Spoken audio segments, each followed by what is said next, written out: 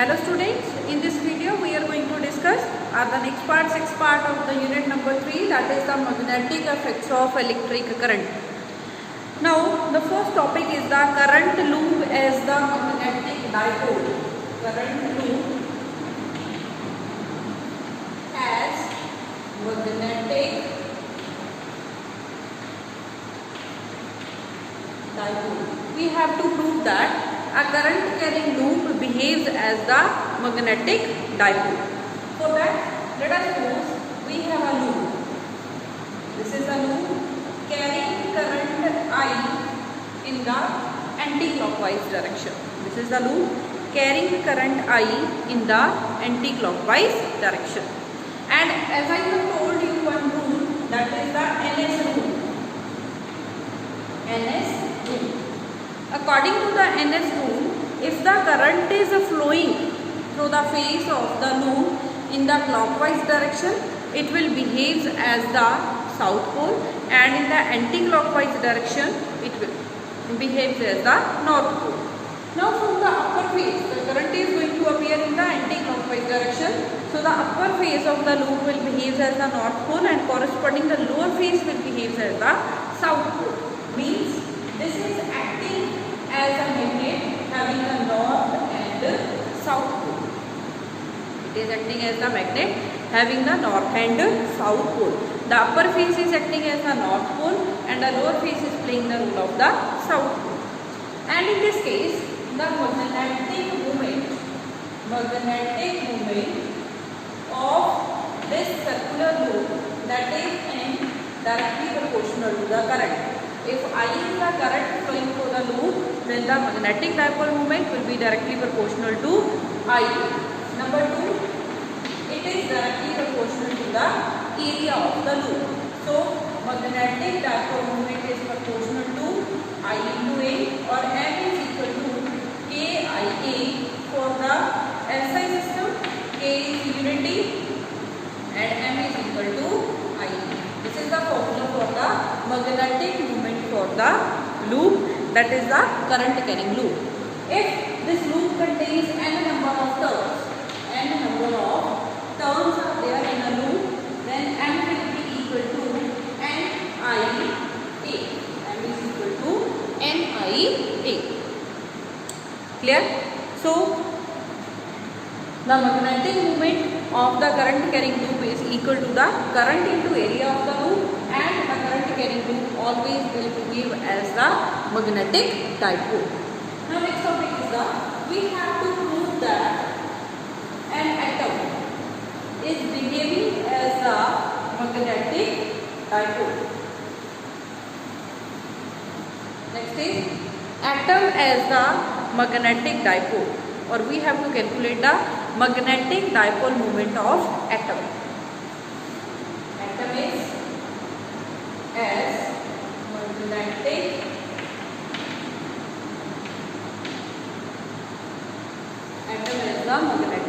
dipole. Now for that, in atoms, all of you know that there are the electrons, those are revolving around the nucleus. This is the positively charged nucleus. Let us suppose an electron is revolving around this nucleus in such a direction, that is the current is I through this loop or the orbit. Let us suppose R is the radius of the loop. R is the radius of the loop. Now the angular momentum is given by L is equal to MEVR. As all of you know that the formula of the angular momentum, that is the mass velocity into the radius of the circular loop in which the particle is moving. Here the moving particle is electron, so that's why I have written here ME. ME is representing the mass of electron. Next, if T is the time period means time taken by the electron to complete its orbit, then the current will be equal to E by T, where E is the charge of the electron. Next, name it equation number 2. Next, I am going to write down the value for the T. T is equal to 2 pi r upon V. 2 pi r is the circumference that is covered by the particle in time t with velocity v. Put the value of the t in equation number 2. From here, I will be equal to E upon 2 pi r upon v, or I is equal to EV upon 2 pi r. I is equal to EV upon 2 pi r. Now next is the what is the magnetic moment. Magnetic moment M is equal to I into the area of the loop. I have calculated I in equation number 3. So M is equal to EV upon 2 pi r into pi r square. Pi r square is the area of the circular loop. M is equal to EV, pi goes with pi, 1 r goes with r, EV r upon 2. Now multiply on the right hand side with mass of electron and also divide. M E upon M E, that will be equal to M E V r upon 2 M. From equation number 1, M E V r is equal to the angular momentum. So M is equal to En upon 2 M E. En upon 2 M E. Now the angular momentum in this case is acting along the z-axis and the magnetic moment will act in the vertically downward direction, or both are acting in the opposite directions. From here, M is equal to minus En vector upon 2M E. Minus En vector upon 2M E. So this is the magnetic moment of the electron. Now next one is the, I am going to make the changes, or again consider this relation and find a Bohr magnetode. I have calculated the magnetic moment is given by EL upon 2M. Now according to Bohr magnetode, according to Bohr, the angular momentum is equal to NH by 2 pi. That is known as the conservation of angular momentum of the electron revolving around the nucleus. L is equal to NH by 2 pi. Put this value here, you will get M is equal to E upon 2ME into NH by 2 pi. NH by 2 pi. From here you will get M is equal to N EH upon 4 pi M. 4 pi M E. So this number is known as the Bohr magnetode. It is known as the Bohr magnetode, and if you are going to put the values of the known physical quantities, its value will be 9.27 into 10 power minus 24 ampere meter square. So from here mH, or sometimes it is in the mu is equal to EH upon 4 pi ME, that is 9.27 into 10 power minus 24 ampere meter square. This is known as the Bohr magnetode. Okay, so this is all about the current carrying atom as a magnetic diamond and its magnetic movement.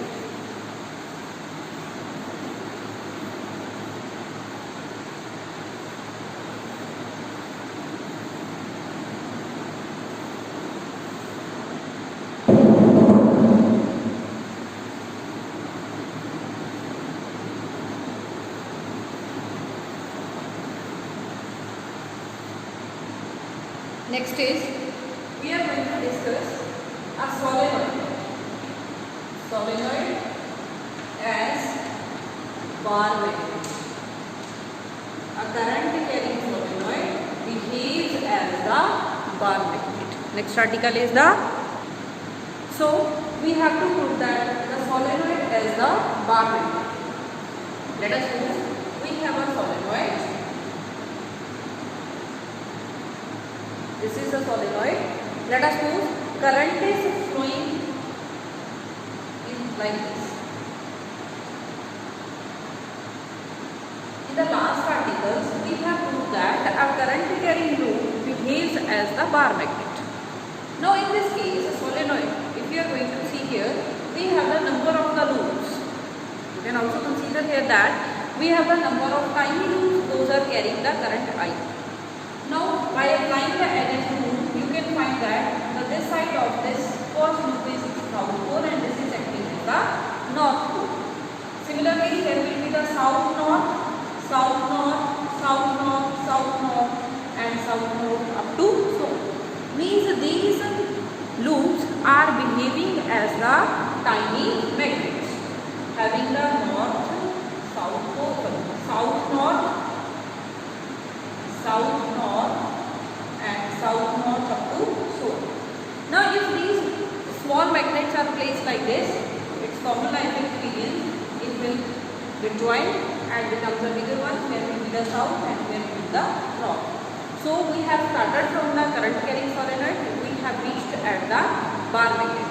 So a current carrying solenoid behaves as the bar magnet. In another way you can also prove, if you are going to draw the magnetic field lines due to current carrying solenoid. If we are going to draw the magnetic field lines due to this current carrying solenoid that you have done in the 10th class, the magnetic field lines are going to be like this. You can say that the pattern of the magnetic field lines will be same as that obtained for the bar magnet. So a current carrying solenoid always behaves as the bar magnet. Clear? So next topic is the magnetic field lines. Next topic that we are going to discuss here is the magnetic field lines. Next topic is magnetic field lines. Magnetic field lines. What are the magnetic field lines? As we have done electric field, similarly we have the magnet with the north and the south pole. Around this magnet there is a space in which its effect can be experienced by the another magnet, and this space is called the magnetic field. This space is called magnetic field. Now in this magnetic field, if I am going to suppose I have an isolated north pole, I am using the word I am going to suppose here. I have an isolated north pole and this north pole is free to move inside this magnetic field. Now we have suppose we have an isolated north pole, and actually it does not exist, we are going to just suppose it. And if it is free to move inside the magnetic field, the path along which this isolated north pole, imaginary north pole will move, that is called the magnetic field line. That is called the magnetic field line. So the magnetic field lines are imaginary lines, but the information given by these field lines is the real. Properties of the magnetic field lines. Magnetic field lines never intersect each other, because at the point of the intersection there will be the two directions, and the tangent drawn to the magnetic field line is the direction of the magnetic field. This is the direction of the magnetic field and this is the magnetic field line. The tangent drawn to the magnetic field line gives us the direction of the magnetic field. Now next one is the magnetic field lines give the idea of the strength of the magnetic field. Now let us suppose I have drawn this structure like this. These are the magnetic field lines. This is the point A, this is the point B. At point A, the magnetic field lines are more crowded as compared to at point B. So at point A, the magnetic field will be more strong than at point B, or at point B, magnetic field is weak as compared to the magnetic field at point A. So these are the properties of the magnetic field lines. Now next come to the topic, that is the magnetic elements. Next are the magnetic elements.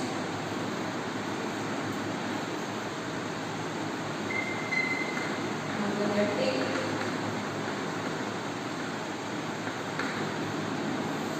elements. Magnetic elements are basically The now what are the magnetic elements? These are the just physical quantities. Those are used to represent the Earth's total magnetic field, or the total magnetic field of the Earth is called the magnetic elements. Now there are the three magnetic elements. The first one is the magnetic declination. Magnetic declination. Magnetic declination is the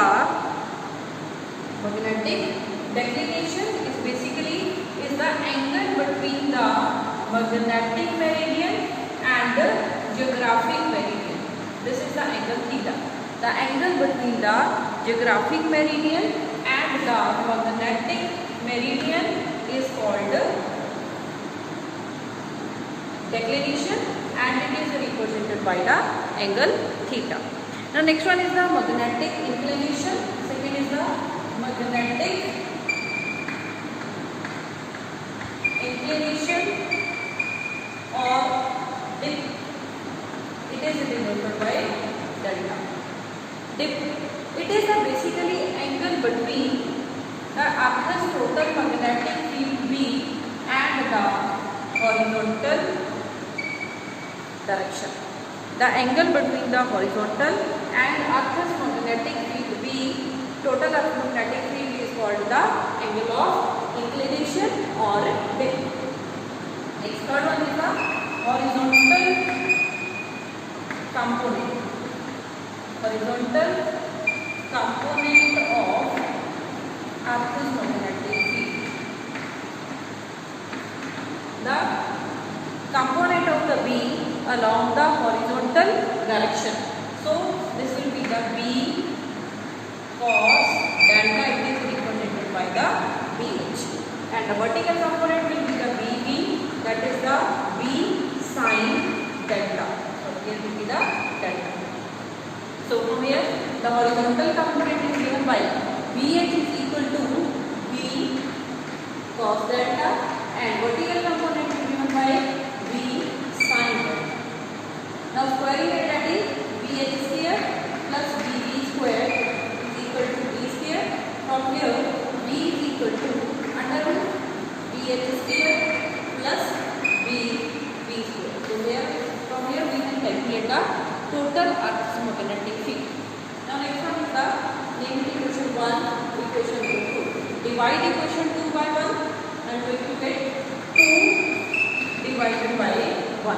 From here you will get B upon BH, that is equal to 10. And that will be equal to 10 inverse BB by BH. So this is all about the magnetic elements. With this we have done the third unit, that is the magnetic effects of electric current and magnetism. Thank you.